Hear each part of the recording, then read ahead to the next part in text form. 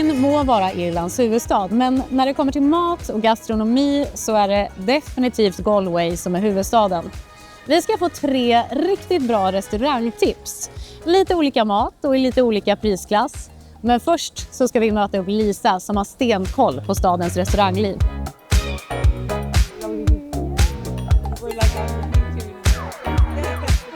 So, Lisa, why has Galway become the culinary capital of Ireland?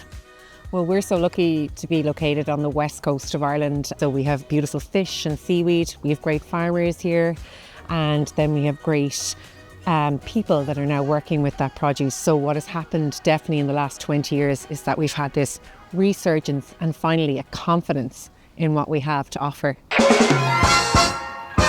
Första tipset heter högt. Familjeägt, färsk, fisk och skaldjur. Generösa priser och portioner. Vi kollar in det. I opened this restaurant with my dad 12 years ago. He used to work in the fishing industry for about 30 years. And he really had this idea that he wanted to use the best quality fish for a space of our own. Because we have our fish factory right behind us here, my chefs have the pick of what they want for, say, the daily specials or anything like that. They can just go in, see what they have and say, okay, today I'm going to put on turbot. You know, they don't necessarily have to place orders like other restaurants do. It's just see what's there, what's the freshest, and they're using that. And what would you say are the differences between, let's say, Dublin, for example, the food in Dublin compared to in Galway? We really celebrate fish here in Galway. And another thing is what we grow here. I think something along the lines of gorse that we use here that I, grown up, would have seen and wouldn't have known any function for. People are now putting this into a pairing with oysters or into tinctures or using it as just a thing to flavour a drink. And before you would have thought, oh, that's just something that's growing here. But now we're honouring what we have right in our doorstep. Vårt andra tips är kaj. Här handlar det om hållbarhet, lokala och ekologiska råvaror. We have the only Michelin green star in Ireland for sustainability, which is really important to us because it's all about community and our relationships that we have with our local farmers. It's really like fresh produce, really good quality, free range, organic mostly. Yeah, I just like to cook like a granny, so, you know, there's no tweezers or anything like that. It's just everything done properly. Yeah. You know, all my stocks are made with the chicken bones and the chicken feet. How would you describe the restaurant scene in Galway? People come here to visit here and they want to experience what Irish food is. But before we used to have this kind of legacy of like, oh, it's just potatoes. But now what has happened is because we've had such migration and we've had so much travel ourselves in the world, we've brought back all of these experiences and flavours and tastes and we've married that in with Irish cuisine. So now what we have on offer is this contemporary way of eating and enjoying food together.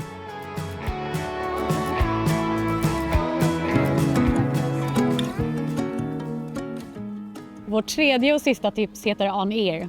Irländsk fine dining med en Michelinstjärna. We are open 15 years and I suppose our primary aim in Aniar is to investigate the possibilities of contemporary Irish food, predominantly through its wild food, its seaweed and the wild animals that you might find in Ireland. So how does the local landscape influence the flavors that you work with? The local landscape really drives the taste of our menu. And as you can see here, we have a lot of different sea herbs and seaweeds that have different tastes. Some are salty, some are bitter, some are a little sweet. And we use them as a form of seasoning to, when we serve our fish or our beef, to dress the dish to give people a taste of the local landscape. Internationally, Ireland is seen as a big beef and dairy country, and we have great beef and we have great dairy, but we also have an awful lot of other ingredients that I think that people can come and try.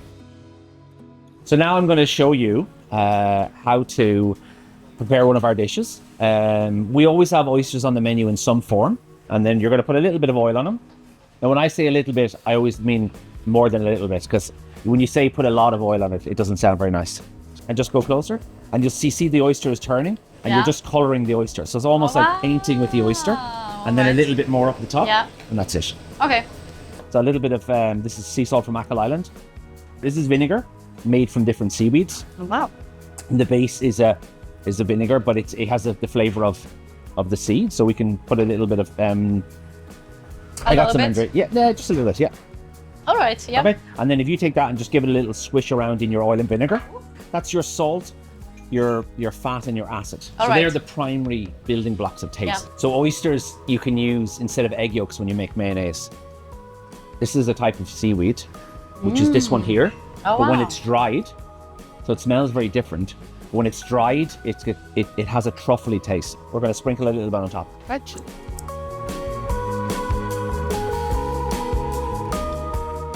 And we'll put maybe three herbs. And then we're going to just dress it with a little bit of oil, vinegar, and sea salt. Now, and then you are going to decorate your oyster. Ah, all right. Now you have to taste it. Yeah. Really, really good. Can I keep Yeah, can I keep keep eating, absolutely. Just kind of thinking about